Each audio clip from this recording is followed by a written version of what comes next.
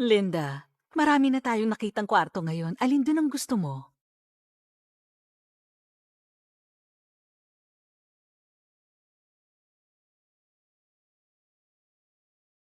Wow! Ang laki nitong kwarto. Dun sa bahay ampunan nun, kami ng best friend ko. Sa storage lang kami natutulog. Tapos sa school naman, 12 kami nagsishare sa dorm. Dun sa bahay ni Lola, meron akong maliit na kwarto. Sa dami ng kwarto dito, alin ba ang dapat na piliin ko?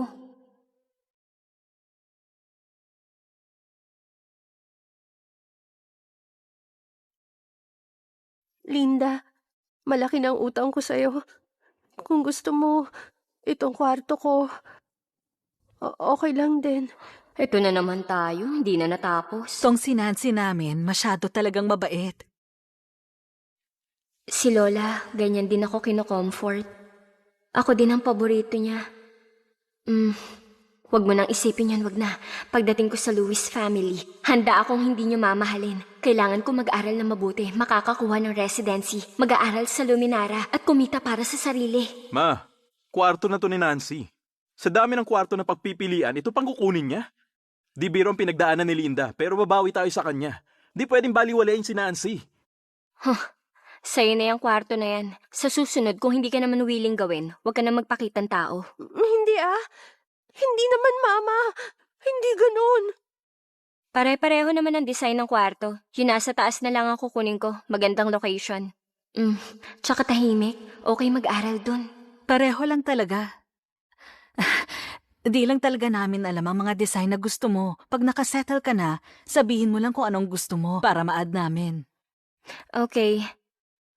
Linda, pwede mo na ba akong tawagin na Mama?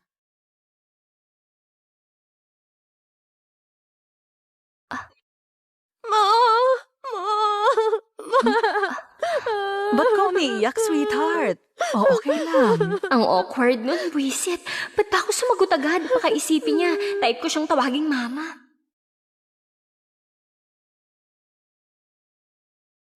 Ay, sa wakas, makakapag-aral na ako sa Capital City. Siguradong tataas na yung score ko na 700 points. Kuya, nagkamali ako kahapon. Nagalit sa akin si Linda. Gusto ni Papa na sumama sa atin si Linda sa school ngayon. Kailangan ko mag-sorry ng maayos sa kanya. Di ka mali. Huwag kang mag-sorry. Tara, dali na. Ha?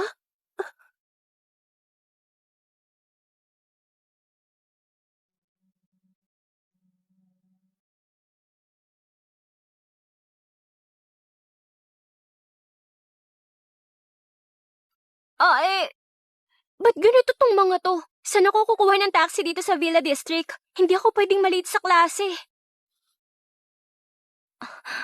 Hello, Pa? Grabe tong si Papa. Pinasabay ako sa kapitbahay naming si Ethan Miller. Di ba siya yung type talaga ni Nancy Lewis? Kahit na tinatanggihan niya ang arranged marriage niya kay Nancy.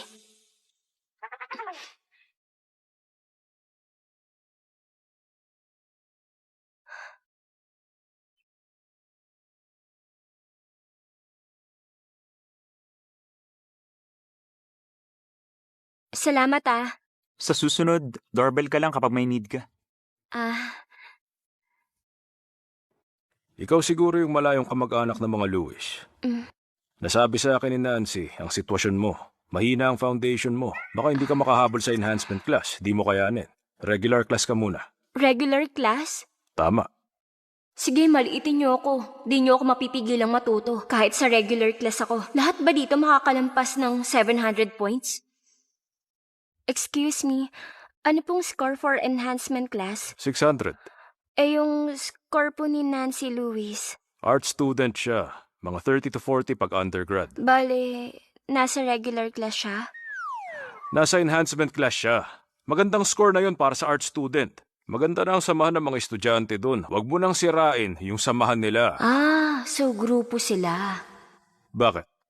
Ayaw mo sa regular class? Gusto ko talaga. Halika. Ay, kung magsasama kami ni Nancy sa klase, baka maloka ako.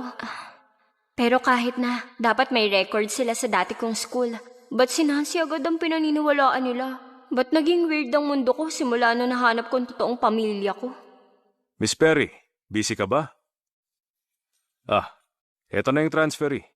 Dito siya sa klase mo. Sige. Ikaw nang bahala sa kanya. Oo, ako nang bahala sa kanya. Start na tayo. Ba't di ka muna magpakilala sa mga kaklase mo? Opo. Hello sa inyong lahat. Ako si Linda Walker, galing sa probinsya ng Brookshire. Sana sa susunod na 6 months, magkasundo tayong lahat. Mula sa Walker family? Mayayaman ba ang mga Walker? Sabi niya taga Brookshire Province siya.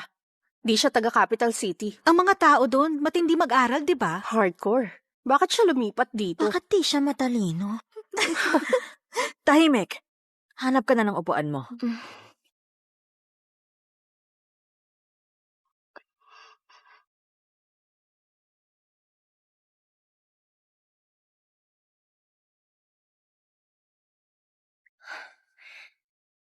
Maganda tong pwesto ko.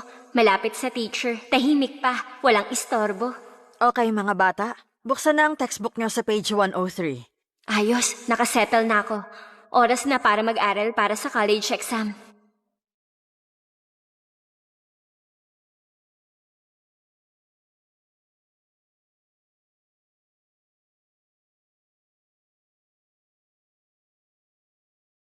Makinig! Sa susunod na linggo, magkakaroon tayo ng major mock examination. Importante ito sa school, kaya mag-aral kayong lahat. Sa wakas mangyayari na. Malapit na ang mock exam. Ako na mismo ang magluluto para sa inyo. Thank you, Mama. Mag-aaral po ako ng mabuti. Kinakabahan ako, na-excited at natutuwa. Iniisip ko kung yung capital examination totoong legendary talaga. Linda? First time mo mag-capital exam. Ninanabras ka, di ba? Tama. Medyo behind kasi sa probinsya, kaya di ka masyadong makasabay. Pero kaya mo yan. Naku, okay lang yan. Kung hindi mo pa alam ang sagot, unahin mo muna yung mga simpleng tanong. Itong si Nancy, napakabait talaga. Kumain ka pa. Sure ako sa exam mo, mas maganda ang resulta. Wala pa akong residency permit. Di ako makikipagtalo sa isang walang alam. Linda, ba't di ka na lang sumabay papuntang school? Huwag mo nang guluhin si Ethan. Alam niya na yung crush niya ang laging nagdadrive para sa akin. Nagsiselo siya? Okay lang. Linda, ngayon na ang mock exam natin. Bakit nang memorize ka pa rin? Huwag mong sabihin, nagka-cramming ka ngayon. Anong sinasabi mong cramming? Efficient sprint review ang tawag ng teacher namin dito. Ngayon ang first exam ko dito sa Capital City. Dapat lang seryosohin ko to. Huwag ka na magpanggap. Mag-isip ka agad kung anong sasabihin mo kina mama at papa pag ikaw ang naging kulelat. Kuya, huwag ka nga magsalita ng ganyan. Kahit di siya kasing galing natin, ang importante, ginawa niya ang best niya. Nancy, mabait ka talaga.